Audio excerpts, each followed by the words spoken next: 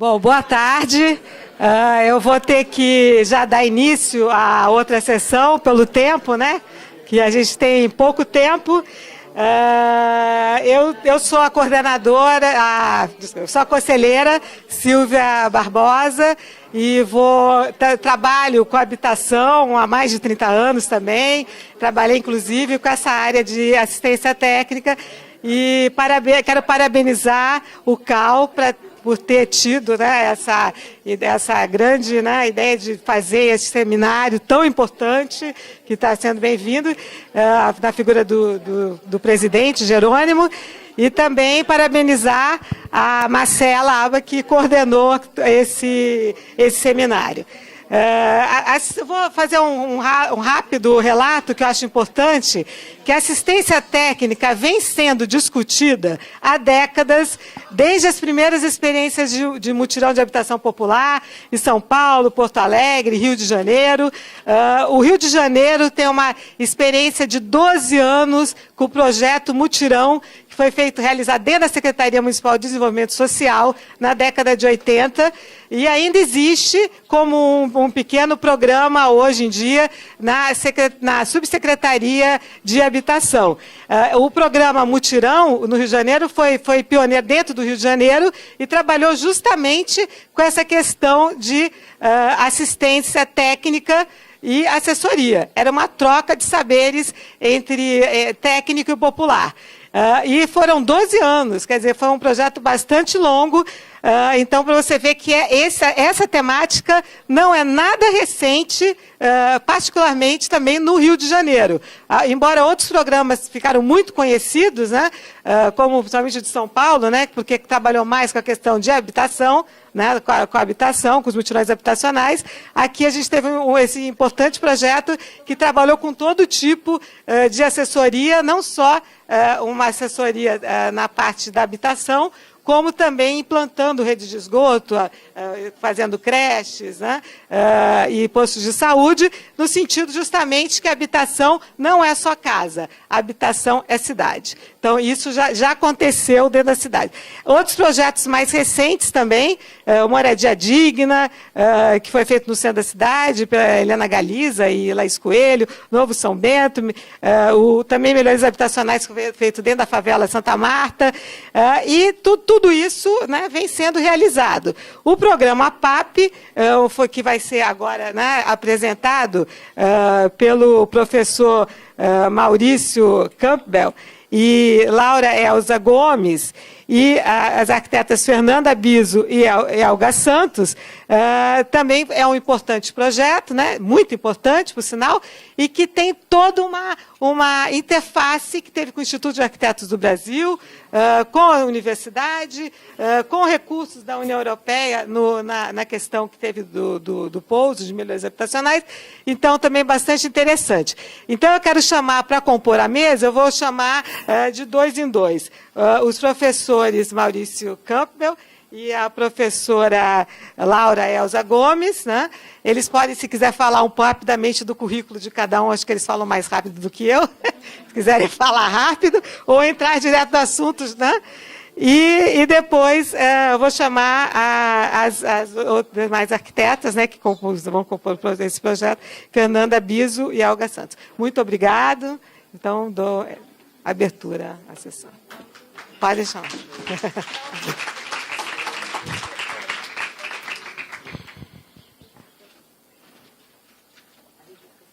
Isso. Querem sentar os dois juntos? Não. Tá.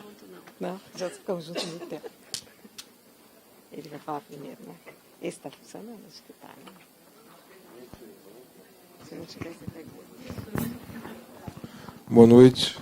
Bom, nós estamos aqui compondo essa mesa para a gente contar um pouco da experiência que foi o PAP, né, que o Jerônimo estava me lembrando agora lá fora, quando a gente chegava do almoço, que já estamos debutando nesse programa. Então, é incrível como é que as experiências acontecem, e a gente, acho que isso é o primeiro aspecto que eu gostaria de mencionar, porque, de fato, aqui no Rio de Janeiro e no Grande Rio como um todo, as nossas experiências vêm desde lá, desde da década de 60, assim, de uma forma mais sistemática, que começou com a experiência do Carlos Nelson, o famoso projeto participativo que ele fez em Braz de Pinas, e depois se desdobrou também na assessoria técnica ali do Catumbi, quando da abertura do túnel Santa Bárbara,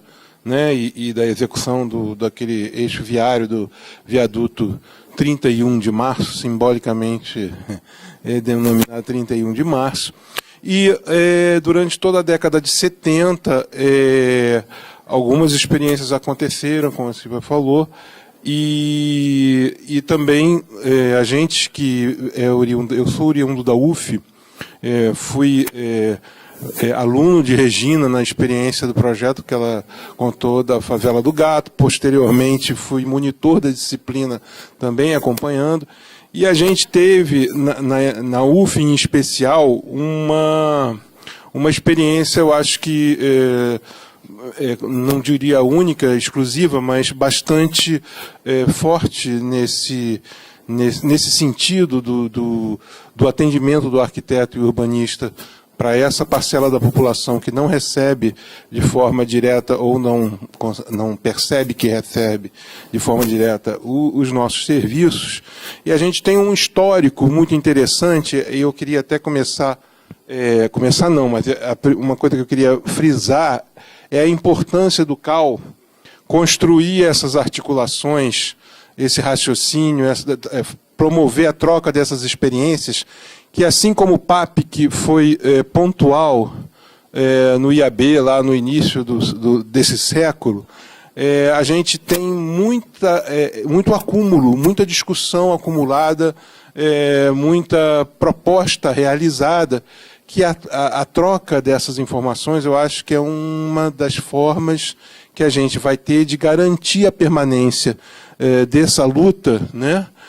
Que também é uma luta democrática da categoria, para perpetuar para ampliar esse alcance e a gente se manter na atividade nessa linha que a gente está falando das assistências técnicas. Então, eu acho muito importante esses encontros, acho que a gente tem que ampliá-los. Acabei de conhecer a experiência lá da Universidade de Salvador, da Federal da Bahia, achei muito interessante, era uma coisa que nós sempre discutimos nas entidades, depois passamos a discutir no Conselho, no nosso novo Conselho aqui, o CAL, e, de fato, a gente tem uma experiência concreta sendo realizada, a gente começando a trabalhar e chamar de residência para o arquiteto egresso, recém-formado, abrindo inclusive para outros profissionais. Isso é um passo muito importante e eu gostei muito de saber como é que a gente está avançando, apesar de todas as dificuldades, principalmente no nosso contexto atual político, como é que a gente consegue avançar essas discussões.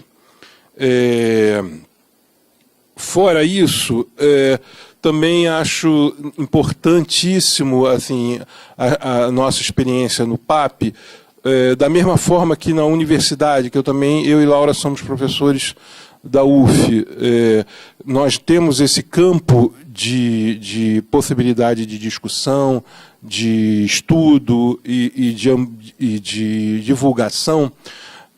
Quando o PAP implantou o seu programa, foi uma coisa inédita, assim, para uma entidade dos arquitetos fazer, e isso foi muito comemorado, né? Assim, a gente ficou muito feliz de participar do processo pela exatamente oportunidade que a gente teria de intervir concretamente num universo que não era comum a todos os arquitetos, como já foi dito. Assim, a maioria dos arquitetos formados nas universidades não tem ainda esse olhar que a gente sabe que é da maioria da população, das necessidades da maioria da nossa população.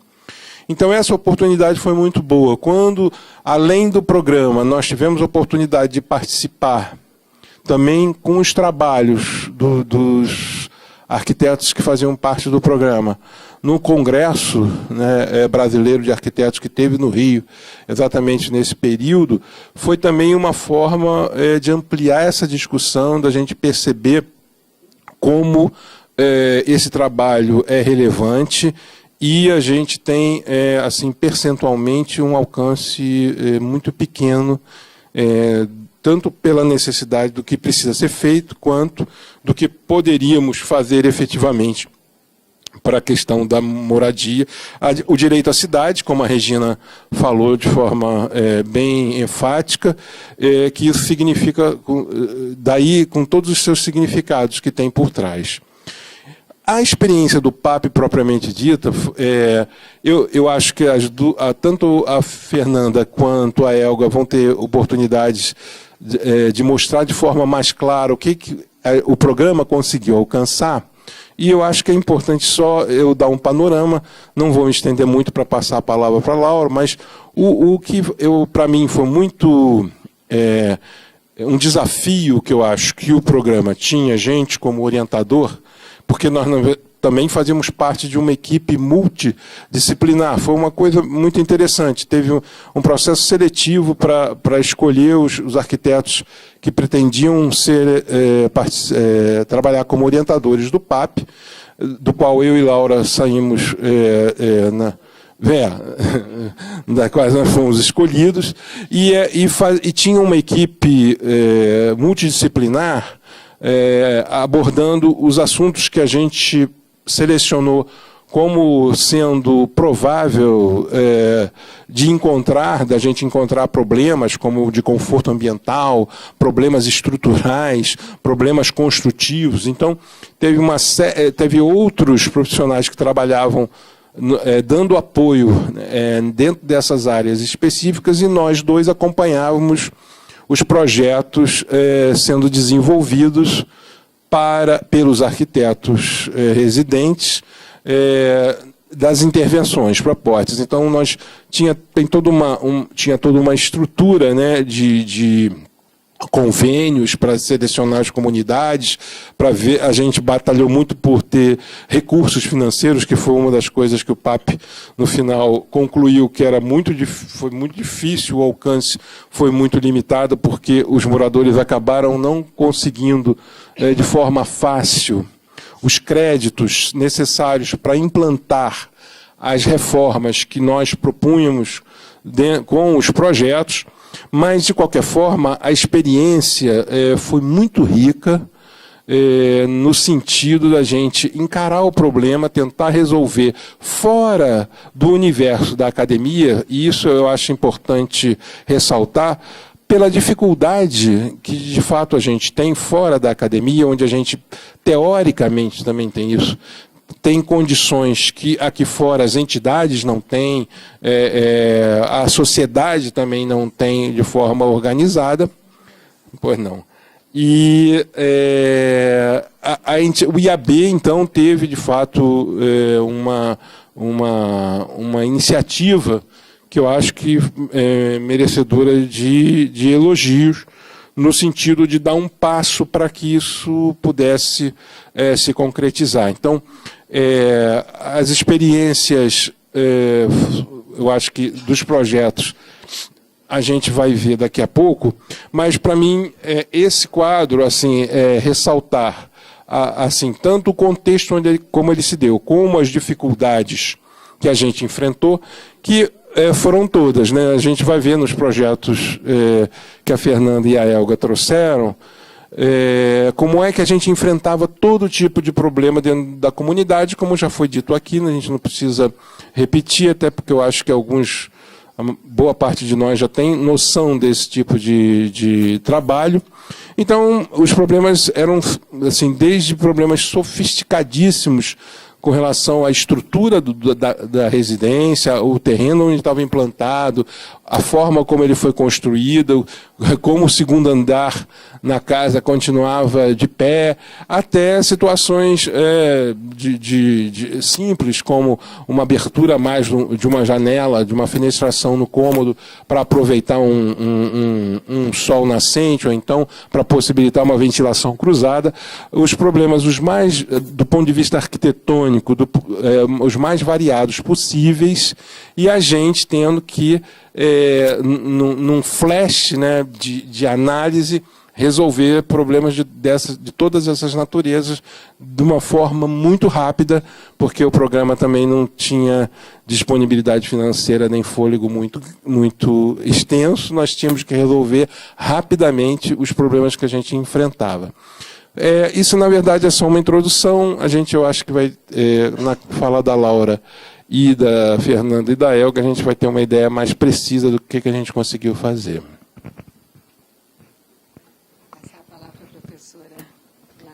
Professora Laura. Fora Temer, antes de tudo.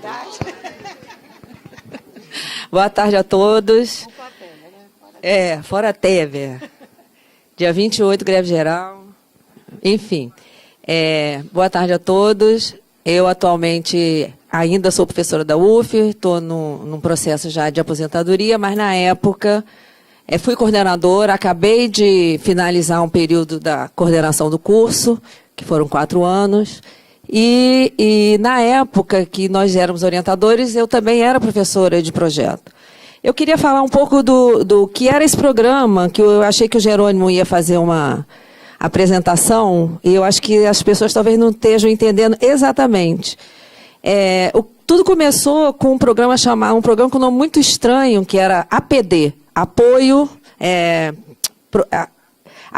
às populações desfavorecidas. Apoio às populações desfavorecidas. Foi um programa grande, feito pela Prefeitura do Rio, com apoio financeiro da União Europeia, né?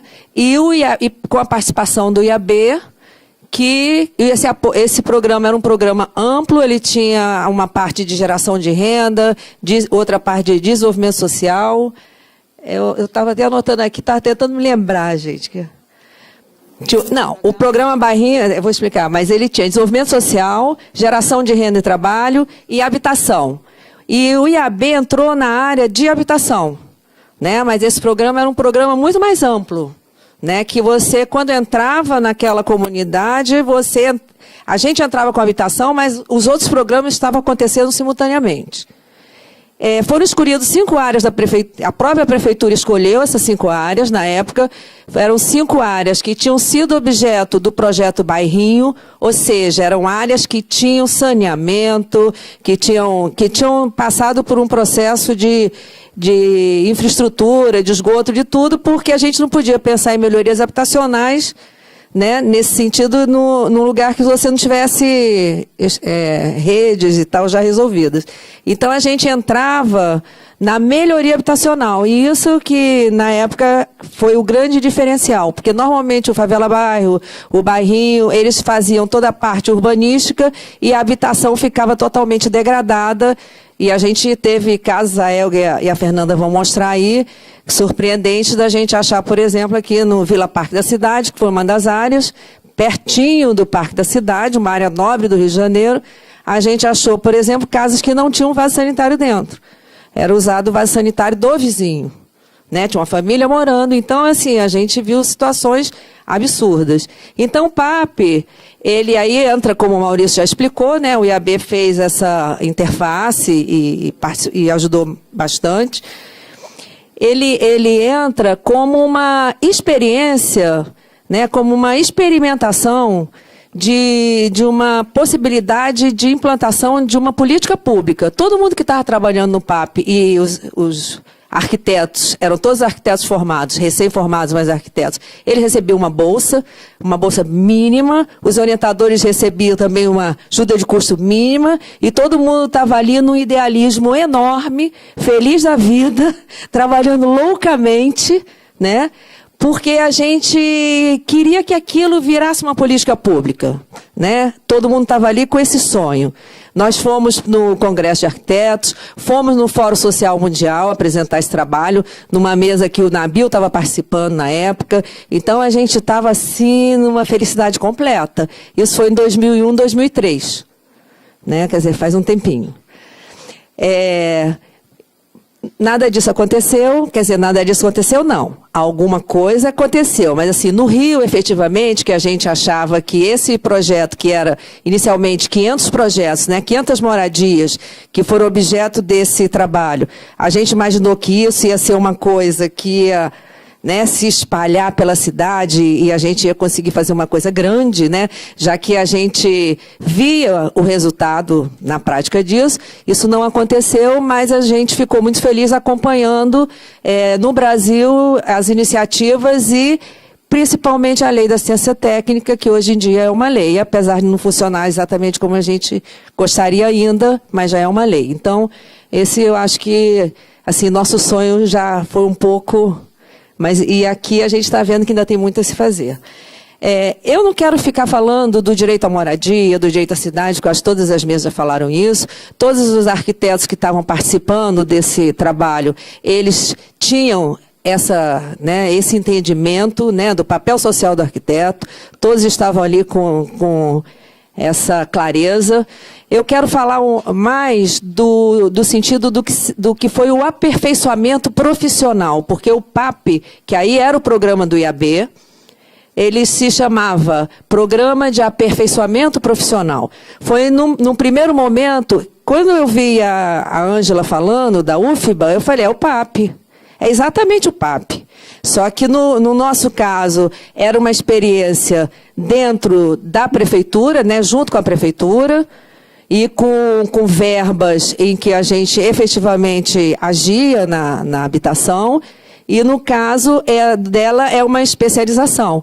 Mas do ponto de vista do arquiteto que estava trabalhando, recém-formado, era exatamente a mesma coisa.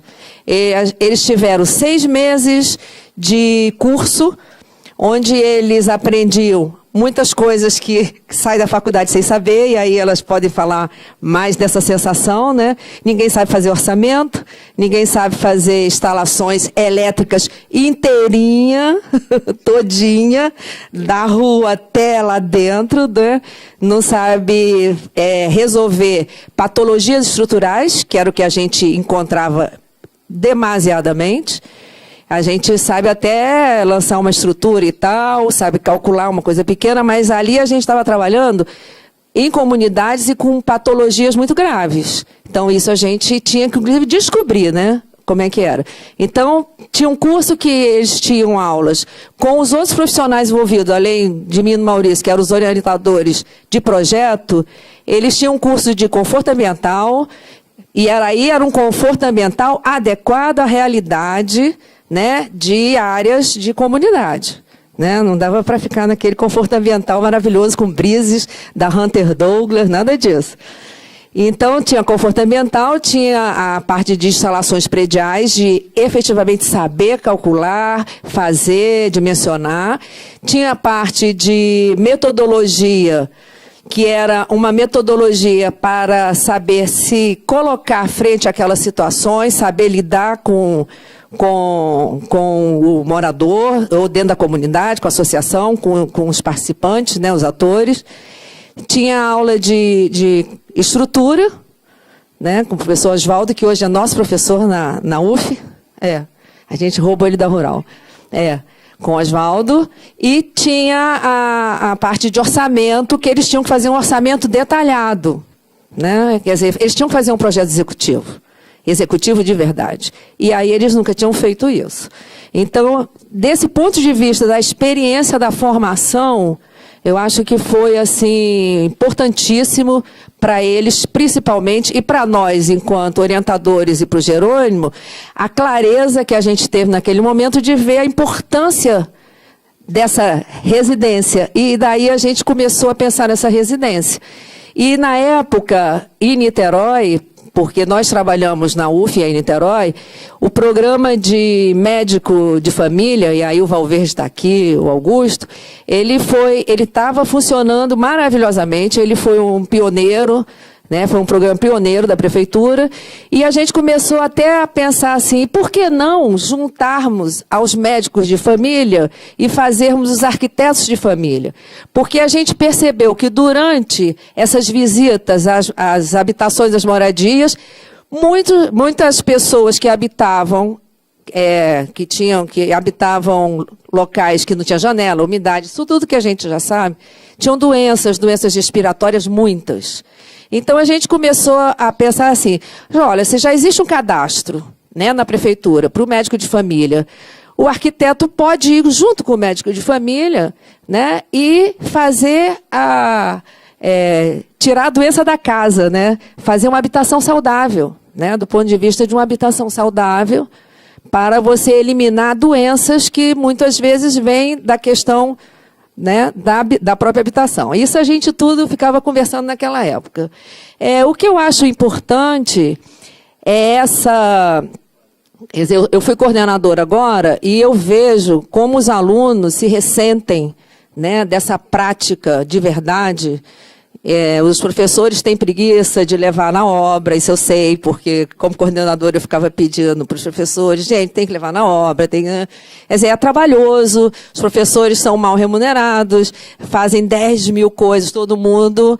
Eu trabalhei na coordenação, trabalhava 12 horas, eu dava aula e fazia 1000 coisas, a gente realmente não tem a melhor das vidas, né? A gente, como ela estava falando, a gente trabalha muito. Então, é difícil dentro da universidade, e aí a gente também tem que pensar que as universidades elas têm uma questão de ensino e de didática que, sinceramente, é da Idade Média, gente. A gente tem o mesmo padrão de sala de aula e tudo. Quer dizer, teria que ter uma reforma assim, muito ampla, né, para que a gente tivesse uma outra formação. Mas, considerando que é o que existe, eu fiquei muito feliz de ver a experiência da UFBA. Eu acho que a gente pode pensar, já fiquei toda animada para fazer isso lá na UF. Falar, o Maurício já está todo animado também. Eu acho que é um momento em que a gente pode efetivamente ajudar os recém-formados, principalmente, nesse primeiro momento. Por exemplo, eu faço isso informalmente. Todos os meus ex-alunos vão na minha casa e como é que é modelo de contrato, como é que faz e tal. Então, acho que, assim, agora eu queria dar a palavra para a Fernanda e para a Elga, porque eu acho que é importante mostrar como era feito esse processo, né? Eu queria que vocês descrevessem, né, desde a visita, toda. Nós tínhamos também uma coisa importante, a gente tinha assistente social trabalhando com a gente, porque tinha alguns conflitos, e vocês vão falar também dos riscos, né, do que era a prioridade. Então, não vou me repetir em nada disso. Sim, senhora. Então, tá, gente. Então, vamos ver como era.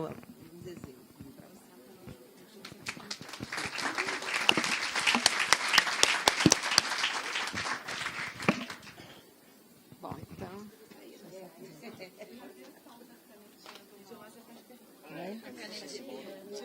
A canetinha do Malta aí.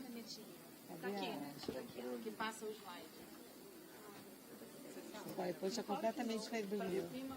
Onde é que vira? É num negocinho invertido, uma tacinha invertida, ó. Aí. É completamente diferente. Peraí. Foi. Vai? Tá direitinho? E ao contrário. Aí essa taça. Fica naquela setinha, né? Você quer você ler? Não, ela que vai. Ah, ela quer você quer passar pra ela? Você passa na canetinha. Então tá. Então, você é a Fernanda, né? Inverteu.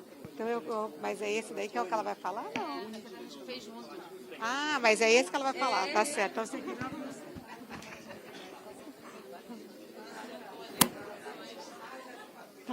Então, boa tarde a todo mundo.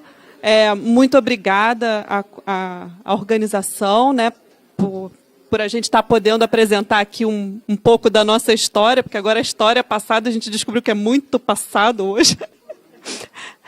Eu fiquei profundamente chateada que eu nunca ia poder participar agora da CODAB. Eu estava super afim, mas o critério do cabelo branco não me permite mais. O meu está pintado. Não, mas é quando a gente vê que a gente está ainda, né, querendo ainda melhorar, aprimorar, enfim, e aí foi o marco zero um pouco da gente, né? Então, só para mais ou menos contextualizar, sem pretensões acadêmicas, esse slide é só para mostrar o seguinte: o PAP está aqui em 2001. Antes do PAP, várias iniciativas, todas essas, né, voltadas para favelas, né? Então, aqui a gente tem uma política de negação. Isso aqui é inspirado no texto do Marcelo Burgos, dos Parques Proletários ao Favela Bairro. E aí, depois, sempre políticas remocionistas, até que a gente começa...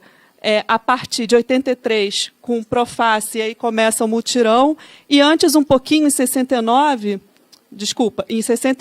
a experiência da Codesco, que eu acho que, eu não sei se mas para mim é o marco zero dessa coisa da assistência técnica, que foi o projeto de Brecht Pina, do Carlos Nelson, né, que o Carlos Nelson participou.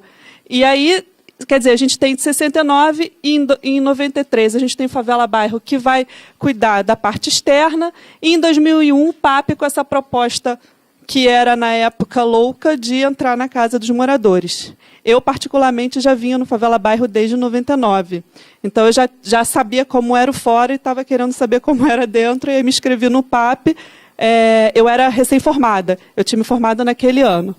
E aí o que é interessante também saber que, para depois, numa política habitacional carioca, a intervenção, a melhoria habitacional ficou só no discurso, ficou como sendo apenas um item a ser cumprido no plano do morar carioca, tal. Não estou dizendo para todos, estou dizendo como uma política macro. Eu sei que tem muita gente que ainda faz, e graças a Deus, né, faz essa coisa de assistência técnica, mas a gente, depois do PAP, a gente achou que fosse ser muito mais ampla e incisiva e acabou não sendo, né? E aí, também, acho que faz parte a gente pensar no PAP enquanto que ele está cercado de legislação que começou a priorizar a questão da habitação. Então, a Constituição brasileira, que fundamentou, né, os artigos que fundamentaram o Estatuto da Cidade, que vai falar da função social da propriedade, PTU progressivo, vários instrumentos que a gente poderia utilizar para democratizar a cidade, e a Lei de Assistência Técnica, que vem em 2008. Mas que a gente já ouvia falar um pouco naquela época de algo nesse sentido. Então, sem grandes pretensões acadêmicas, só mesmo para dar uma situada no PAP com relação a essa linha histórica na cidade do Rio de Janeiro, né? E aí, quais eram os objetivos do PAP? Atender a população excluída de assistência técnica e criar a oportunidade de aperfeiçoamento profissional aos jovens arquitetos recém-formados. E aí, vocês estão vendo 2 casos que foram para frente. Tanto eu quanto a Fernanda, depois fizemos a nossa pós-graduação em habitação, cada uma com seu foco, mas eu só fiz por causa do PAP, porque o meu orientador eu conheci no seminário do PAP. E aí fui lá, me apresentei, fui cara de pau, falei, olha, eu queria fazer mestrado, tal, e aí o professor Mauro Santos, depois eu fiz a prova, passei e fiz o mestrado com ele, e o doutorado também. Então, foi muito bom, foi muito importante o PAP como algo que me introduziu à vida acadêmica. Eu estava trabalhando só mesmo em obra. E aí o PAP foi desenvolvido pelo IAB, inserido no programa de melhorias habitacionais em comunidades de baixa renda, que já estavam sendo objeto de projetos da prefeitura, no caso, o Bairrinho. Então, as comunidades foram essas, né? Vila Parque da Cidade, na Zona Sul, Vila Benjamin Constant, também na Zona Sul, e aí Vila Moretti, Vila São Bento e Vila União da Paz, em Bangu. Climinha delícia para fazer levantamento. E isso era o que era. E era isso, a gente fazia no sábado, porque eu e a minha dupla da época, que era a Fabiana, que só não está aqui porque está viajando, a gente ia todos os sábados fazer o levantamento. A gente usava o sábado exatamente porque era o dia que os moradores estavam em casa com mais calma e conversavam melhor com a gente a respeito do que eles queriam. Bom, aí um pouco disso que a Laura e o Maurício introduziram, que era como a gente fazia, né? Então foi realizada uma seleção por concurso público. Eu lembro que essa seleção foi muito bem organizada, que tinha um seminário, depois tinha prova, eram muitos requisitos, e aí 20 arquitetos passaram entre 59 candidatos e formaram 2 turmas de 10. A primeira turma ficou nas comunidades da Zona Sul e a segunda turma ficou nas comunidades da Zona Oeste. A gente chamava até que era a turma B de Bangu. E eu estava nela. Mas que, no final das contas, surpreendeu, porque era o seguinte: por uma constituição das favelas do Rio de Janeiro, as favelas da Zona Sul, as casas tinham problemas muito piores, maiores do ponto de vista estrutural de conforto térmico do que as de Bangu, que estavam no centro de terreno, praticamente terreno plano. Então, acabou que a turma B de Bangu se deu bem. B de B também se deu bem. B de bem, se deu bem. E aí a gente teve essas aulas, metodologia do trabalho, conforto ambiental, análise estrutural e patologia das construções, técnica de construção e orçamento e instalações prediais. Lembrando que era muito interessante, por exemplo, a parte de análise estrutural, a gente estudava um pouquinho de metodologia, de observar tal, mas eu lembro que a gente estudava assim, qual é a seção do pilar que atenderia uma casa de um pavimento? Então a gente já ia a campo com um pouco isso na cabeça, onde a gente pode analisar que tem problema e também já ver a solução, porque era rápido, a gente tinha que fazer, eu não me lembro quantos, mas acho que era 5 projetos em um mês, e eu lembro que acho que era 25 no total, 5 por mês, né? E 25 no total. Então, assim, era a chibatinha cantava, mas era ótimo. Não, mas é porque eu acho que isso definia o caráter da história. Era responsabilidade, não era brincadeira. Então, assim, claro que teve gente que não aguentou levar até o final. E era isso, era sério. E isso era legal, porque era chamar a um jovem de 20, 25 anos a responsabilidade de sábado de manhã estar lá na comunidade, fazendo levantamento, levando a sério o que está fazendo, depois levar isso tudo para um grupo de arquitetos, porque a gente fazia tudo assistido pelos orientadores, não só de projeto, mas de estruturas, instalações também. Então, assim, era muito sério, a metodologia era muito séria. Isso foi muito bom enquanto formação profissional. Eu acho que eu devo muito ao PAP por isso. E aí, os processos de intervenção. O processo de intervenção foi o seguinte: a gente foi numa assembleia e os moradores se inscreveram. Esses moradores tinham suas pastinhas, a gente depois escolhia as pastas e ia para campo. Tinha o endereço e tal. Nesse campo, a gente fazia essa vistoria técnica, onde a gente fazia o levantamento da casa e perguntava para os moradores qual era a demanda e observava quais eram os potenciais riscos ou intervenções a serem feitas na casa. Depois a gente tinha a etapa de orientação, e aí a gente voltava na casa desse morador para apresentar o projeto. Então, assim, isso era muito de cada arquiteto. Então, eu tentava levar um pouco mais do que eu poderia fazer. Eu não levava uma intervenção pontual, eu levava um projeto para a casa como um todo. E o que eu tinha de tecnologia na época era colorir. Eu imprimia e coloria com lápis de cor, porque era o que eu podia fazer na época. Eu não tinha SketchUp, eu não tinha nada, era o que eu conseguia fazer na época, né? Então, depois teve a execução da obra, o que foi realmente muito pouco, porque os moradores iam contar com crédito inicial, esse crédito teve muito problema para conseguir, e depois a gente fez uma vistoria para verificação dos serviços, para ver as casas que tinham sido feitas e como tinham sido feitas, tal. A gente não conseguiu ver direito, identificar a satisfação, essas coisas, porque a gente não estava muito ainda voltado para isso, né? Eu não conseguia mesmo pela característica do programa. Quando a gente entrava para olhar a casa do morador, a gente via, primeiro, a gente tinha que eliminar os riscos de vida e patrimônio, então olhar a estrutura, basicamente, depois se a casa tinha adequação sanitária, e depois a gente via a questão de conforto ambiental. Então, só uma coisa básica, né? O programa ele começou em 2001, terminou em 2003. A meta era 530 habitações, foram realizadas 441, foram elaborados 394 projetos e 116 obras construídas, sendo que só 8 unidades habitacionais conseguiram o financiamento da Caixa. E aí isso é uma coisa complicada. créditos Jerônimo Moraes pelos dados, pelas informações aqui obtidas. Então, só vou mostrar 2 casos bem rápido, porque realmente a gente tem a questão do tempo. E aí era o seguinte, eu fui nessa casa, e aí a casa dela era assim, tinha uma cozinha, você entrava pela cozinha, tinha um banheiro, quarto, a sala, outro quarto era de serviço. Aqui a gente tinha uma grande área aberta para onde a gente podia abrir janelas. Não tinha problema de tiro, esquece, porque lá era bem tranquilo mesmo. Então, ela queria o quê? Ela queria só que tivesse uma pia aqui do lado de fora, porque ela não tinha pia no banheiro, e ela queria que esse quarto aqui tivesse uma ventilação melhor.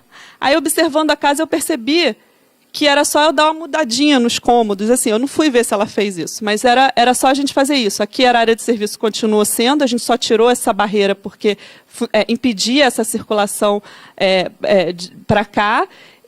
A sala, por onde era a cozinha, e os quartos ficaram aqui para onde eu podia abrir esse grande vão de ventilação, que eram aqui e aqui. E aqui a gente criou a pia que ela queria. Eram coisas muito simples, quer dizer, eu só... E aí era mais ou menos assim que eu entregava para ela. Não tinha nada de perspectiva, SketchUp, talvez hoje tivesse, mas na época não tinha como, porque a gente tinha que fazer muitos projetos. Esse foi a outra casa que eu encontrei, que o que me chocou foi o seguinte, o que você quer? Ela só me mostrou a casa. Bom, não tem o que ela quer. É basicamente tudo, né? Ela tinha esse espaço, que era um quarto-sala, e aqui ela tinha um banheiro improvisado. Tudo papelão, tudo improvisado. E era assim a situação do terreno dela. Então, o que eu fiquei preocupada? Ela tinha uma área aqui descoberta que servia de ventilação e iluminação para tudo aqui. Essa parte aqui, ela ia ser ocupada, então não podia contar muito com essa parte para dar uma iluminada, uma ventilada. Aí, o que a gente propôs? A gente propôs um projeto em 2 etapas. Para ela, primeiro...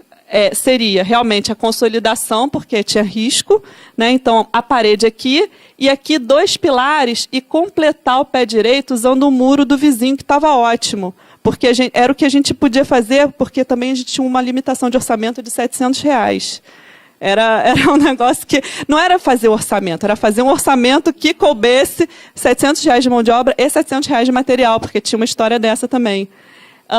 E aí, aqui o banheiro. Então, foi assim que a gente colocou. E aí, o que eu me preocupei? Eu falei, pô, e se no futuro, eu não vou estar mais lá, e se no futuro ela quiser fazer mais alguma coisa? Aí eu propus também esse projeto, onde ela faria a ocupação desse pedaço aqui para a cozinha, mantendo, frisando para ela que era importante ela ter esse espaço aqui para ventilação e iluminação da casa dela. Então, eu entreguei porque eu falei assim, se um dia você quiser expandir, você tem mais essa chance aqui. E aí... Foi isso. Agora, Fernanda. 2 foram em Bangu, certo? Tudo Bangu, tudo Bangu. Onde que aperta?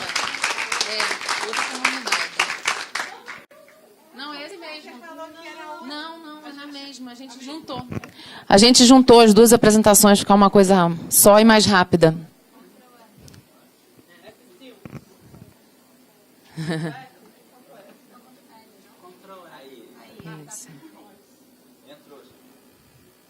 Isso, vamos lá. Meu nome é Fernanda Biso. Eu também era recém-formada quando entrei no PAP. Me formei em 2001 e logo em seguida entrei e comecei a trabalhar em 2002 até 2003. Eu vou mostrar um exemplo que a gente fez no Parque da Cidade, na Gávea. Espera aí. Não, é o de baixo, espera aí. Tá muita calma nessa hora. Então, vamos lá. A cliente era a Daisy. A gente tinha lá um problema que era a questão do número de moradores e do número de cômodos, que não atendiam o número de moradores da residência, em 2 pavimentos semi-acabados.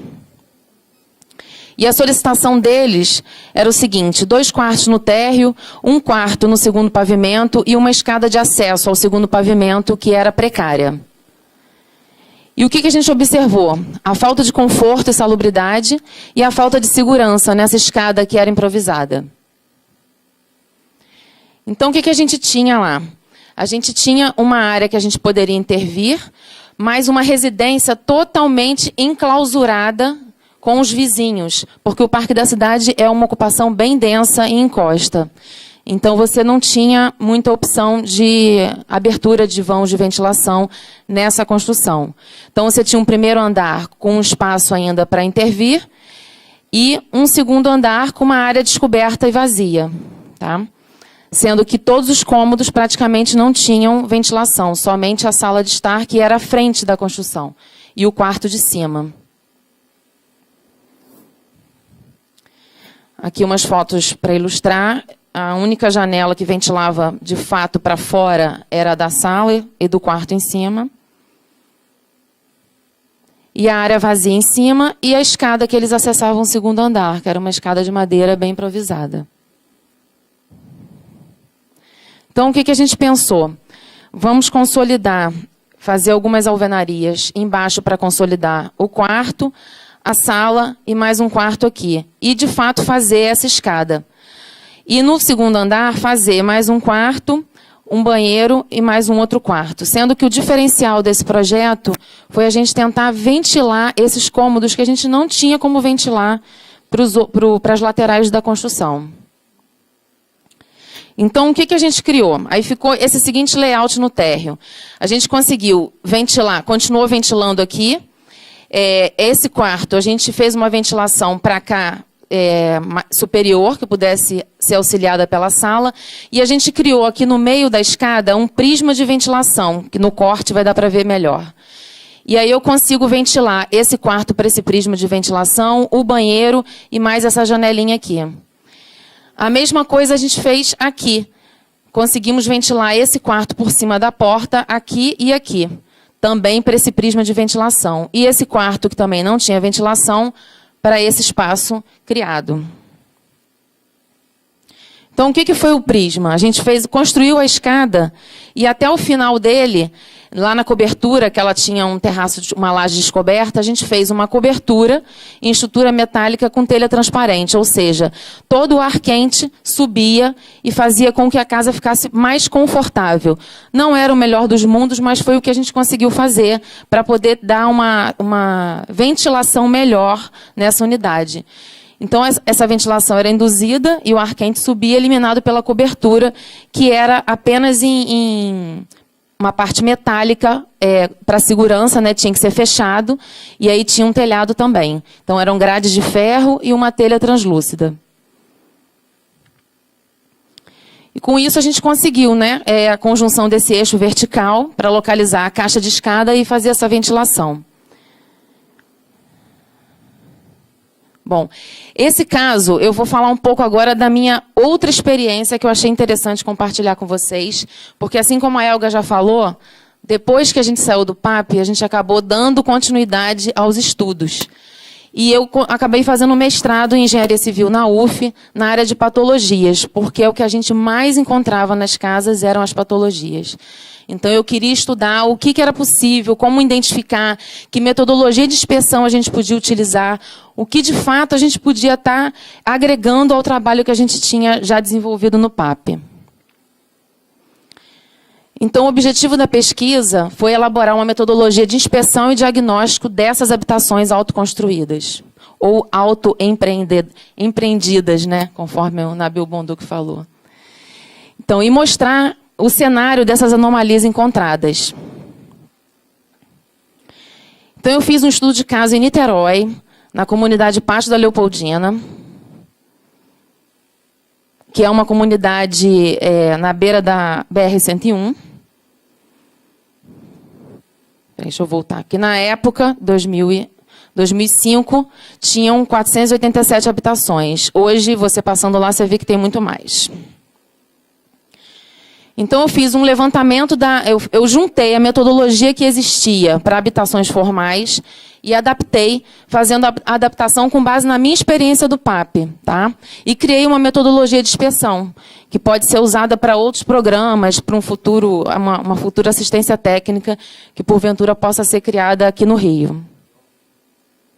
E com isso, eu criei uma primeira etapa que seria o checklist, com base numa metodologia já utilizada.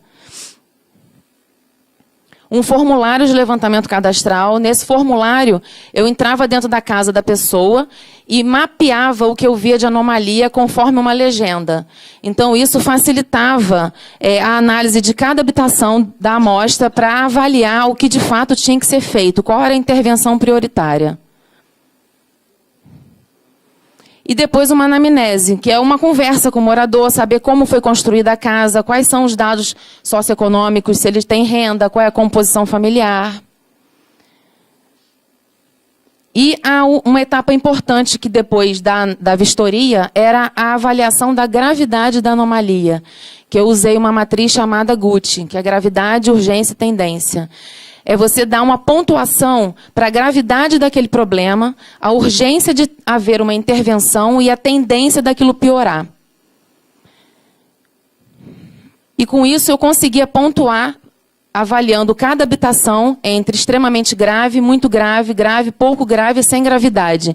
Cada problema era classificado e aí eu sabia qual intervenção tinha que fazer primeiro. Então, por exemplo, eu tinha uma edificação que tinha problemas de infiltração, era a pontuação maior. Então, eu sabia, eu tinha agentes biológicos e infiltração, que era o que eu tinha que resolver primeiro, dentro de uma análise de cada unidade. Eu analisei 30 unidades, sendo elas sempre com um pavimento, o número de cômodos variava de 3 a 5. Eram todas construídas em tijolo cerâmico, com ou sem revestimento. E as coberturas variavam. Eu tinha uma tipologia... Vai, meu filho. Tinha tipologia de telha cerâmica ou fibrocimento. Tinha tipologia mista, que era laje descoberta com o telhado. E tinha tipologia de laje descoberta. E aí, a partir dessa análise... Desculpa. A partir dessa análise, foi possível a gente verificar, eu consegui verificar 8 patologias predominantes, que são as fissuras, deterioração ou decomposição, umidade ascendente, agentes biológicos, que é o mofo, a planta que começa a crescer de forma inadequada na habitação, isso tudo nas alvenarias de vedação e nos revestimentos. Depois, o desplacamento do concreto e a armadura exposta nos elementos de concreto armado. E a infiltração nas coberturas, telhado e laje. E, por último, recalque das fundações. E aí eu pude verificar nessas 30 unidades o que era predominante. Predominava infiltração e umidade ascendente. Sendo que a infiltração gera deterioração ou decomposição de elementos, gera desplacamento de concreto, gera armadura exposta, e gera agentes biológicos. Então, o principal era a infiltração. E a umidade ascendente, porque as construções eram feitas sem qualquer tipo de tratamento impermeabilizante no solo. E também eu consegui observar que as construções que possuíam um sistema de construção misto, que é o telhado e laje, tinham mais problemas do que as outras, que eram só telhado ou só laje, justamente pela interferência entre um sistema e outro, que não era executado de forma correta. 5, tá, estou terminando, está acabando. Então, a gente tinha infiltração em 96% das unidades, devido a falhas no telhado, caimento inadequado, falta de cobertura, deficiências construtivas. Eu vou passar mais rápido, tá? Porque só tem 5 minutos. Eu vou botar alguns exemplos aqui, tá? Das infiltrações em telhado, infiltrações em laje. Tudo isso eu encontrei nessa comunidade e isso é encontrado em qualquer uma. A infiltração ainda nas paredes, que deteriora as paredes. A umidade ascendente foi em 83% da amostra. E a deterioração e decomposição em 66% da amostra. Aqui é a umidade ascendente, para quem não sabe o que é. E as fissuras e armadura exposta em 56% da amostra, justamente nas construções que tinham sistema estrutural em concreto armado, que são decorrentes de infiltração, recalque de fundação, deficiências e vícios construtivos. Então, a gente observava muito a ausência de verga e contraverga, pouco recobrimento, ausência de cobertura ou impermeabilização, falha no adensamento do concreto. E aí a gente podia observar que a gente tinha muita armadura exposta em função de deficiências construtivas, que isso aqui é falha no adensamento, o cara, na hora de executar, não adensou o concreto, e aqui porque deu um recobrimento muito curto, muito pequeno. Aqui alguns exemplos de fissuras que eu observei nessas unidades. As lajes, com as infiltrações, as armaduras e os desplacamentos. E considerações finais, já estou acabando. Então, a gente verificou que as patologias são, sim, decorrentes de falhas de execução e vícios construtivos. E também pela falta de recursos, claro, para concluir a habitação. E que isso evidenciava que as patologias contribuíam para a redução da vida útil das habitações e para a proliferação de doenças, já que a gente verificou que a infiltração e a umidade ascendente eram os principais. Isso causando uma qualidade da habitação muito ruim, qualidade do ar interior. E isso reafirma também a necessidade de assistência técnica na produção de moradias dignas. Eu quis só compartilhar com vocês essa experiência minha, porque foi depois do PAP, e foi um trabalho que eu fiz para justamente tentar entender um pouco mais do que acontecia nessas comunidades. Obrigada.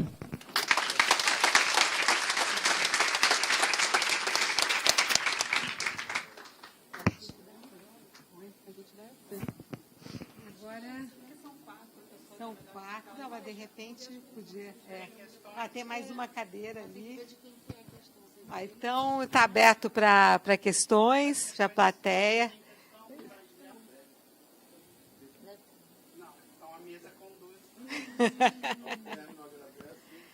Então, quero agradecer. Oi? Você pode fazer como mediadora. Ah, tá. Eu nem pela bem, porque estava com esse tempo tão corrido. Que eu... Ainda sobrou tempo? Então, foi ótimo. Então, foi bom. Eu tenho uma questão aqui. Ela fez um histórico muito bonito, né, no início da tua apresentação, e eu achei interessante que faltou... De frente. Vai faltar um monte de coisa. Não. Assim, não é culpa tua. Alô? Não, é porque não tá bom. E é interessante que justamente ficou faltando o projeto Mutirão, que eu relatei no início que foram 12 anos de projeto Mutirão no Rio de Janeiro, justamente com essa temática de assistência social, assistência técnica e tal. E é interessante porque eu acho que faz parte do imaginário essa coisa da dificuldade de se trabalhar com esse tema. Porque se você faz uma cidade 12 anos, e olha que você pesquisou muito e tal, não é culpa dela, é culpa justamente da falta de material didático, livros, entrar para a história, um projeto que foi pioneiro, de certa forma, junto com o Carlos Nelson, junto com tudo que aconteceu lá em Niterói, na cidade e tal, mas teve uma importância gigantesca até para a construção depois do Favela Bairro e o Morar Carioca. E era exatamente a troca entre saber técnico e popular. E não foi pouco tempo, muito esforço da equipe técnica. Está aqui a Isabel, que trabalhou desde o início do Mutirão, Favela Bairro, todos os Morar Carioca. Quer dizer, e aí como que a gente faz para mudar isso? Porque eu acho que isso faz parte para que as coisas aconteçam. Entendeu? Valorizar o passado é você construir realmente um futuro dentro dessa área. E eu acho que existe esse problema de você não valorizar o esforço coletivo gigantesco dentro da cidade do Rio de Janeiro, que foi feito ali junto com as comunidades carentes. Essa troca, justamente, é uma falta de valorização do trabalho também das comunidades, porque não era um saber só do técnico, era um saber popular, era uma valorização desse saber popular. Então, está mais do que na hora desse resgate. Esse resgate não é só porque ele existiu e foi importante, se teve um pai, se teve uma mãe, se teve avô, bisavô, porque existe todo esse problema na cidade do Rio de Janeiro de ficar nomeando quem criou isso, quem criou aquilo, mas dizer que esses trabalhos, eles são fruto de uma união, de uma conquista importante, né, da sociedade pelos seus direitos, entendeu? O direito à moradia, o direito à cidade. E quando você valoriza tudo que é história, você está dando passos grandes para que aconteça muita coisa no presente e no futuro, entendeu? Não só como uma repetição, como a gente viu esse enorme avanço nessa temática né, não só dessa questão que vocês trataram, como da urbanização de favela e habitação popular. E aí, o Clóvis está perguntando como evoluiu esse projeto do PAP, exatamente, e se teve alguma consequência, né? E eu quero até completar um pouco a pergunta dele, se teve consequência também em outras cidades do Brasil, né? Se irradiou essa experiência, porque eu sei que vocês apresentaram o PAP também em Campo Grande, né? Que foi logo depois. Eu sei porque tem até um livro, como que se aconteceu, que às vezes quando você faz uma palestra como essa, irradia em outras cidades também, você começar que aconteça, por exemplo, ele mostrou a experiência dele, um monte de gente já se interessou, né, aqui no Rio, de se pensar em fazer alguma coisa nesse sentido. Então, como que o PAP irradiou, então? A pergunta para o Jerônimo, é isso? Tá bom, oba. Aí você podia até já coordenar aqui a mesa, continuar e fechar. Não, é só. Primeiro eu vou cumprimentar aí as colegas que apresentaram, o Maurício também. Excelente apresentação, eu fiquei quieto, até porque eu acho que era o momento de vocês. Aproveito especialmente para cumprimentar o trabalho da Fernanda Biso, de mestrado, que eu não conhecia, também excelente. Já tinha me falado que era sobre patologia, mas não tinha visto essa descrição. Eu acho que o PAP tem essa escala que é interessante, que é a escala do ralo, do telhado, não é?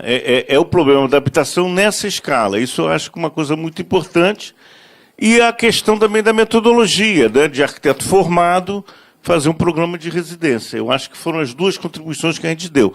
Mas, aí, apesar do otimismo forte do Nabil e do Clóvis, que vem há anos lutando, eu compartilho com esse otimismo, mas vejo que as coisas são programas pontuais, que os problemas de habitação estão cada vez maiores, né? A cidade aumenta o seu déficit habitacional, urbanístico e ambiental, né? Então, eu acho que o PAP e outros programas, como esse da Bahia, e os trabalhos de Niterói também, e muitos outros no Brasil, são trabalhos que provam que é possível. Mas a realidade é que nós estamos sendo derrotados, né? É isso que a realidade é avassaladoramente cruel. E a população vive um desamparo, conforme os relatos aí, né? Sobretudo esse trabalho da Fernanda de mestrado, né? Quer dizer, é uma perversidade maior você entender que quem tem menos recurso constrói casas que têm uma manutenção muito precária por defeitos construtivos. Então é justamente o pobre que perde mais dinheiro ao construir, enquanto que a ciência já dá solução para fazer um telhado, para fazer uma impermeabilização. Quer dizer, existem soluções para tudo isso, concretar uma viga, tarará, tarará. Mas, infelizmente, a população acaba construindo muito mal e desperdiçando seus poucos recursos e até trazendo realmente problemas de saúde, né? De respiração e de respiratórios, né? Enfim, é isso. Eu fiquei assim, emocionado de rever vocês apresentando esses trabalhos e os colegas também orientadores, né?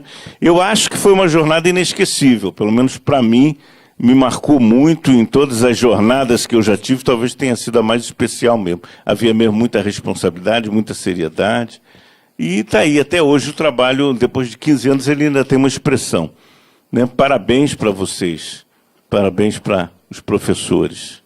E vamos ver se a gente consegue trazer essa experiência aqui para o CAL, no sentido de propor um programa que o CAL possa acolher alguma dessas contribuições do PAP e de outros, como da Bahia, do NEPU, para a gente formular uma proposta que possa, né, pelo menos, trazer novos experimentos aí. É isso, eu acho, descrição Mas vocês apresentaram perfeito, está perfeito tudo isso. Ok.